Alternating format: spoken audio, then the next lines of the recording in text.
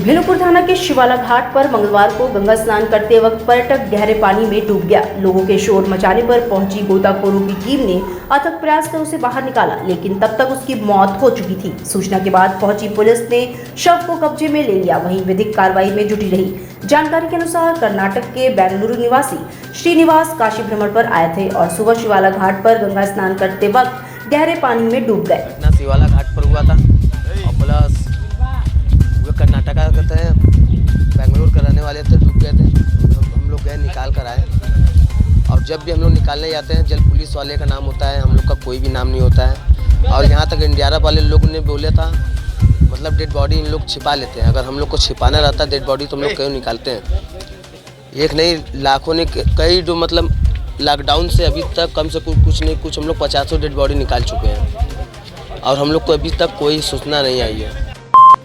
सिगरा थाना क्षेत्र के सोनिया पुलिस चौकी के सामने एक होटल में मंगलवार को आग लगने से अफरा तफरी मच गई। सूचना पर पुलिस और फायर ब्रिगेड पहुंची। होटल के शीशे तोड़कर किसी तरह आग पर काबू पाया गया। इस दौरान लाखों के सामान नष्ट हो गए। वहीं मौके पर पहुंचे फायर ब्रिगेड के अधिकारी होटल के एनओसी और सुरक्षा उपकरणों की जांच कर रहे हैं। बताया जाता है कि एक दिन पहले भी यहां दक्षिण भारतीय तीर्थयात्रियों का दल आकर ठहरा था।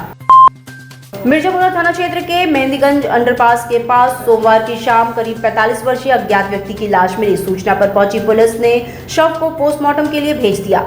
खजूरी चौक की इंचार्ज विवेक त्रिपाठी व आसपास के लोगों ने बताया कि वो व्यक्ति मंदबुद्धि का था। कई दिनों से सड़क किनारे टहल रहा था। कोई कुछ देता तो खा लेता, नहीं तो सो जाता था।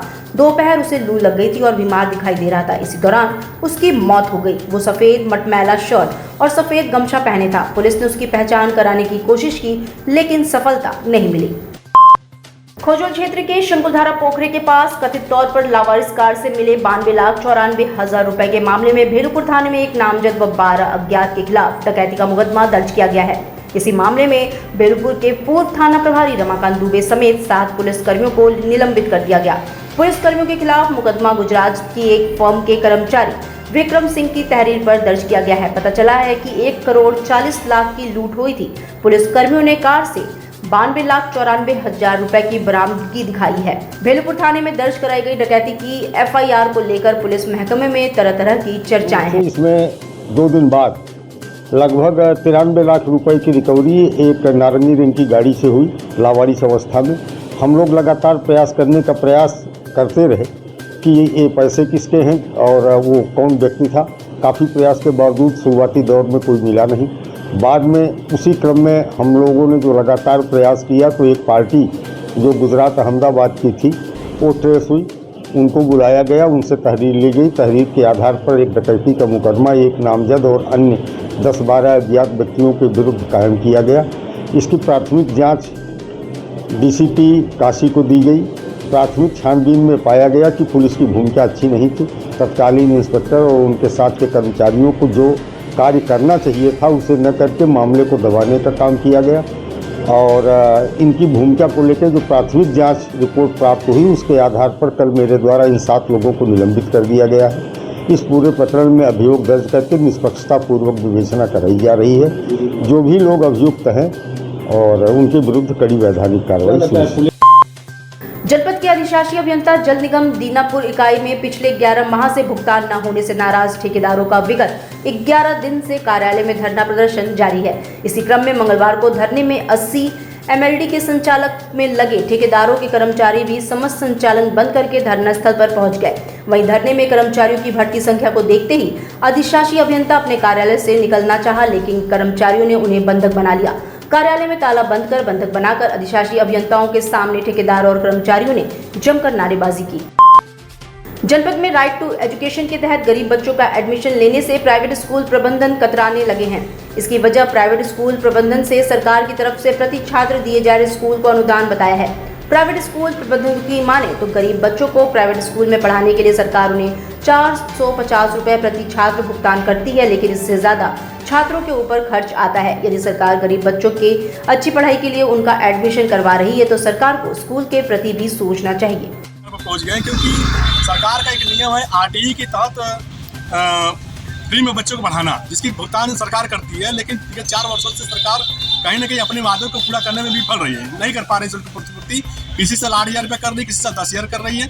इस साल पूरे भुगतान का 30% भुगतान किया है, किसी स्कूल वाले 10% किया है भुगतान, और किसी विद्यालय को 1 रुपया भी नहीं मिला है। जैसे बड़ा गाँव ब्लॉक में अधिकांशतः विद्यालयों को शुल्क पूर्ति 4 सालों से नहीं हो पा रही है, जिससे कि वो बंदी के कगार पहुंच गए। हमारे संज्ञान में बहुत से स्कूल हैं जो बंदी के कगार पहुंच गए या बंद हो गए हैं। तो हम सरकार से मांग करते हैं कि सरकार शुल्क पूर्ति नहीं करेगी तो स्कूल वाले बंद हो जाएंगे। क्योंकि सर्व शिक्षा अभियान को कहीं ना कहीं ये स्कूल वाले ही पूरा करते हैं और सरकार के बच्चों देश के भविष्य को नींव तैयार करते हैं।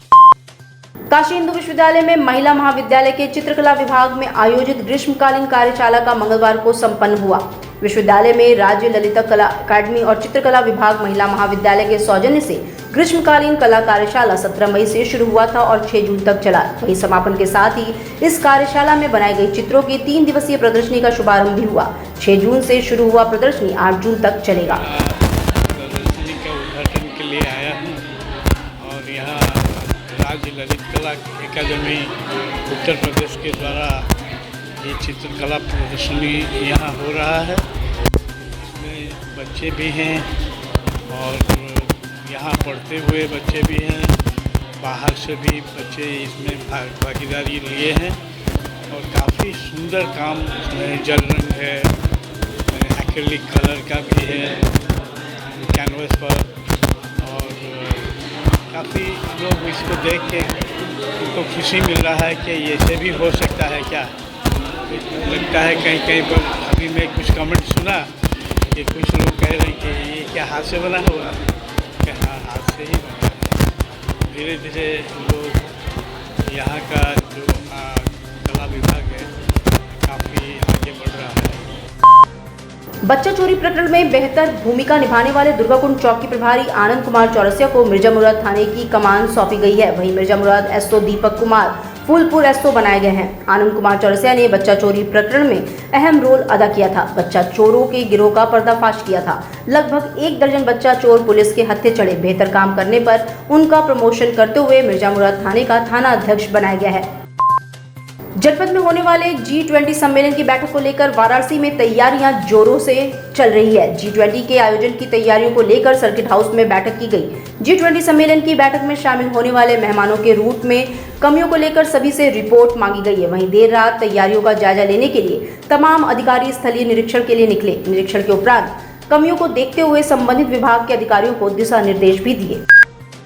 नगर निगम प्रशासन नगर में स्वच्छता को लेकर गंभीर है। खासतौर से वार्डों को स्वच्छ बनाने की दिशा में प्रयास किए जा रहे हैं। इसी क्रम में महापौर अशोक कुमार तिवारी व नगर आयुक्त शिपू गिरी ने वार्डों की स्वच्छता रैंकिंग घोषित की। इसमें सिगरा वार्ड सबसे स्वच्छ होने के साथ रैंकिंग में पहले स्थान पर है। महापौर और नगर आयुक्त ने वार्डों की मई 2023 की स्वच्छता रैंकिंग जारी की है। मानकों पर अच्छा प्रदर्शन करने वाले 10 वार्डों की रैंकिंग घोषित की गई, जिसमें प्रथम स्थान पर सिगरा, दूसरे स्थान पर भेलूपुर, तीसरे पर नगवा, चौथे पर नवाबगंज, 5वें स्थान पर नेवादा, 6ठे स्थान पर इंग्लिशिया लाइन नदेसर, 7वें पर रमदकपुर, 8वें स्थान पर पांडेपुर, 9वें पर शिवपुर और 10वें स्थान पर नई बस्ती रहा।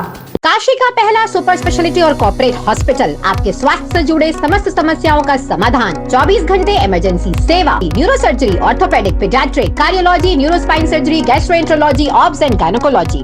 आयुष्मान भारत योजना के अंतर्गत मुफ्त इलाज एवं TPA की सुविधा, laboratory services, ICU, NICU, laparoscopic surgery, advance gastrointestinal surgery, dialysis, ultrasound व एक्सरे की सुविधा, मेडिकल स्टोर, 24 घंटे डॉक्टरों की टीम मरीजों की सेवा में हमेशा तैयार, 24 घंटे एम्बुलेंस सेवा, S 17/329 नियर रोडवेज वर्कशॉप के सामने, कैंट, वाराणसी। 7081022111 7081044111। सिग्नेस लक्ष्मी हॉस्पिटल, चुने सबसे सुरक्षित, सबसे विश्वसनीय। डिजिटल इंडिया का digital new platform live VNS पिछले 7 वर्षों से बनारस की सेवा में। पाइए बनारस के कोने कोने की खबर निष्पक्षता के साथ। लाइव VNS से बनारस की ताज़ा तरीन खबरों के लिए प्ले स्टोर से डाउनलोड कीजिए लाइव VNS ऐप या फॉलो कीजिए लाइव VNS को सोशल मीडिया पर।